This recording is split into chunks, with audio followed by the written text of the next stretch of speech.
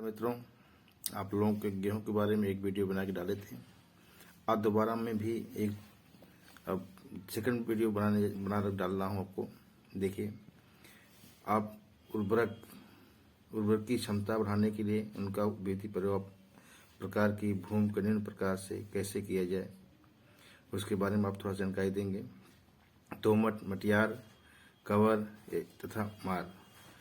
Nitrogen की आधी, phosphorus potash की पूरी मात्रा बुआई के समय कोड़ों के बीच 2 से 3 सेंटीमीटर नीचे दी जाए। नाइट्रोजन की शेष मात्रा पहली सिंचाई 24 घंटे पहले ओट आने से पर दे दें। बलुई मिट्टी, रकड़ व पड़वा। बलुई जमीन में नाइट्रोजन की 1/3 मात्रा, फास्फेट तथा पोटास की पूरी मात्रा को बुआई के समय कोड़ों के बीच नीचे दे देना चाहिए।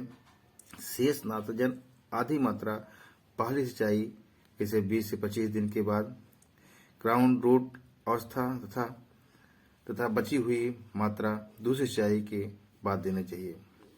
ऐसी मिट्टी इसमें टप ड्रेसिंग सिंचाई के बाद करना अधिक लाभप्रद होता है, जो केवल 40 किलोग्राम नाइट्रोजन तथा 2 सिंचाई देने से सक्षम हो और भारी दोमट भूमि में सारी नाइट्रोजन बुआई के समय प्लेसमेंट कर दे, किंतु जहां हल्की दोमट भूमि हो वहां नाइट्रोजन की आधी मात्रा बुआई के समय प्लेसमेंट कोड़ों में प्रयोग करें और शेष पहली सिंचाई ड्रिप ड्रेसिंग करें।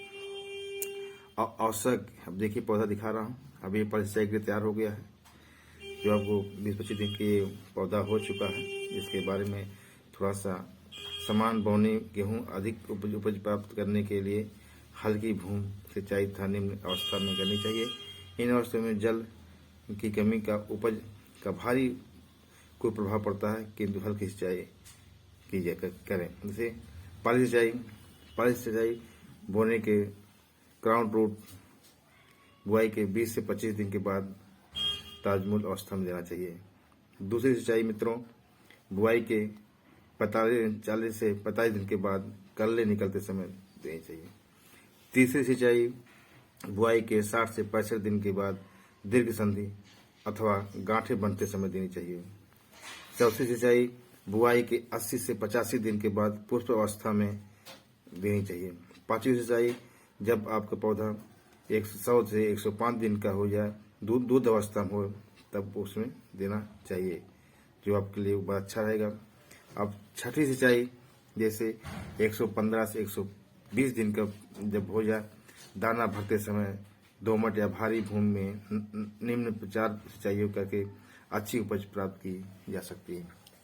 आप दोस्तों इससे मैं दिखा रहा हूँ आपको, अभी मैं तैयारी किया हूँ। देखिए जो यहाँ जमसन आ गया है। अब मैं थोड़ा सा आपको प्रत्येक सिंचाई गहरी एवं 8 सेंटीमीटर करें। पहली सिंचाई बोने के 20-25 दिन के बाद जो कर रहे हैं, दूसरी सिंचाई जो कर रहे हैं आप 30 दिन के बाद, तीसरी सिंचाई जो कर रहे हैं तीसरी सिंचाई और दूसरी सिंचाई के बाद, चौथी सिंचाई 20 दिन के बाद, मतलब पहली सिंचाई जब कर लिए हैं उससे 30 दिन के बाद, तो तीसरी सिंचाई फिर 30 दिन के बाद, 1 महीना बाद, फिर चौथी सिंचाई 20-25 दिन के बाद करनी चाहिए।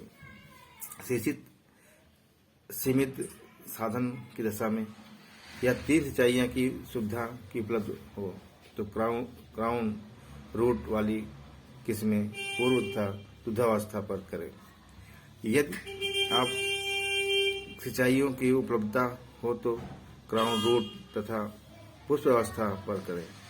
यदि एक ही स्थित सिंचाई उपलब्ध हो तो क्राउन रूट अवस्था पर करें। गेहूं की सिंचाई में निम्नलिखित 3 बातों पर ध्यान दें। बुआई से पहले खेत भली भांति समतल करें तथा सिंचाई किसी एक दिशा से हल्की ढाल दें, जिससे जल का पूरे खेत में एक सारा वितरण हो सके।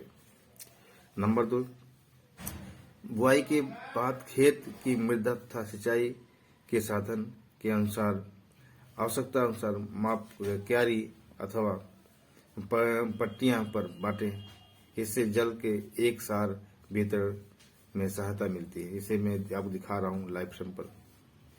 बुआई के खेत का मृदा और सिंचाई के साधन के अनुसार आवश्यक माप क्यारियां अथवा पट्टियां में बांट दें, जिससे जल एक सार वितरण में सहायता मिले। और हल्की भूमि में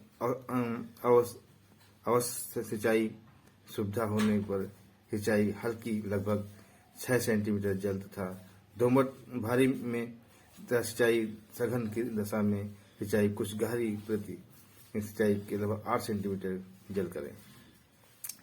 ऊसर भूमि में पहली सिंचाई बुआई के 28 से 30 दिन के बाद तथा शेष सिंचाई हल्की एवं जल्दी करनी चाहिए, जिससे मिट्टी सूखने ना पावे। आप लोग मित्रों, जो मैं सिंचाई के बारे में बताया हूँ, आप लोग जान गए होंगे। आप सभी लोग इसी तरह से अपने अब गेहूं की सिंचाई शुरू हो गई है, तो मैं सोचा आप लोग थोड़ा सा निगाह डाल दें। आप अब से कटाई मड़ाई बिंदु के बारे में आपको थोड़ा सा नॉलेज और थोड़ा दे रहे हैं। जब अभी जो दूसरी मैं वीडियो बनाऊंगा आपको, उसमें आप कुछ और विस्तार से बताऊंगा, जो आपको लाइव सैंपल में दिखा रहा हूं। ये देखिए, यहाँ सिंचाई करने के लिए गेहूं अपने रेडी हो गया है। आप इस सिंचाई करें। अब इससे अनाज को धातु की बनी बक्सरियों तथा कोठरियों के बारे में, जैसे सुविधा भंडार कैसे कर लें, और बालियां पकने जाने के बाद भौतिक परिपक्वता पर फसल को तुरंत काट लेना चाहिए, अन्यथा दाने झड़ने की संभावना है। खराब मौसम की दशा में कंबाइन हार्वेस्टर के प्रयोग से है, जिससे हानियों से बचाया जा सकता है। मित्रों, अभी आपको बारे में थोड़ा इसके बारे में बताया हूँ। फिर अभी आपको थोड़ा सिंचित ऐसे कुछ उसके बाद इस आंचल के कुछ क्षेत्र में, जिसका क्षेत्रफल अनुमान 5 से 6 लाख हेक्टेयर है, गेहूं की बुआई अगहनी, धान, तोरिया, आलू, गन्ना की पेड़ी एवं सी पकने वाली अरहर के बाद की जाती है। किंतु कृषि अनुसंधान की विकसित निम्न तकनीकी द्वारा इन क्षेत्रों की भी उपज बहुत ही बढ़ाई जा सकती है। मित्रों, इसे पिछौती बुआई के लिए क्षेत्रीय अनुकूलता अनुसार प्रजातियों का चयन करें, जिनका वर्णन पहले किया जा चुका है। और आप जो देख रहे हैं, बीज की दर 125 किलोग्राम प्रति हेक्टेयर, संतुलित मात्रा में उर्वरक 80, 40, 60 आवश्यक प्रयोग करें। बीज के रात भर पानी में भिगोकर 24 घंटे रखकर जमा करके उचित मृदा नमी पर बोएं। पिछेती गेहूं के समान अपेक्षा जल्दी सिंचाई की आवश्यकता होती है। पहली सिंचाई जमाव के 15-20 दिन के बाद टपक ड्रेसिंग करें। बाद में सिंचाई 15-20 दिन के बाद अंतराल पर करें। बाली निकलते समय दुग्धावस्था में फसल को जल पर्याप्त मात्रा में उपलब्ध रहे। इस अवस्था में जल की कमी की उपज विशेष कुप्रभाव पड़ता है। सिंचाई हल्की करें और अन्य शास्त्रों की क्रियाओं सिंचित गेहूं की भांति अपनाएं।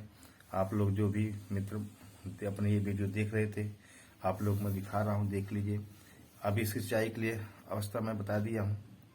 अब दूसरी जो मैं गेहूं वीडियो बना के डालूंगा, आप लोगों को पूरा विस्तार से और बताएंगे कि नमी संरक्षण समय और बुआई के समय अब तो हो गया, बता दिया हूँ।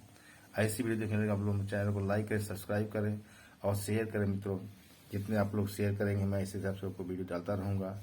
थैंक यू, साथ धन्यवाद।